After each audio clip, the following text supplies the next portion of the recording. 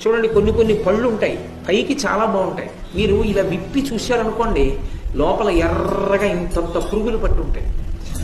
పురుగు ఎలా వెళ్ళింది లోపలికి? పండు అవకాశం ఇచ్చింది. పండు అవకాశం ఇవ్వని నాడు పండుకి సూక్ష్మరంధ్రం ముందు ఏర్పడింది ఎక్కడో.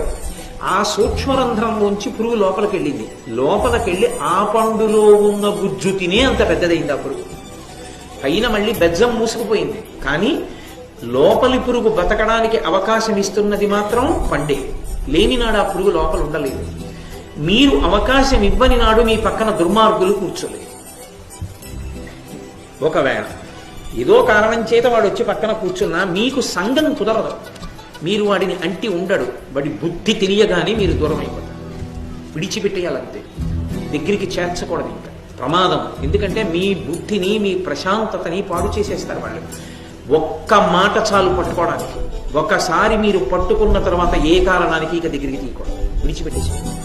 ఎందుకంటే వాళ్ళు అశాంతికారకులు, ప్రమాదకరమైన వ్యక్తులు. కడుపులో ఉండే ఆలోచనలు వేరు. ఎక్కడో ఒక్క మాటలో బయటపడతారు, చాలు దూరంగా పెట్టడం. ఇక దగ్గరికి రానివ్వకూడదు. కానీ దగ్గరికి రానిస్తే పండుని తిన్న పురుగుల తినేస్తారు. నీదే తప్పు. రానిచ్చావు కాబట్టి తినగలిగాడు, లేకపోతే తినలేడు.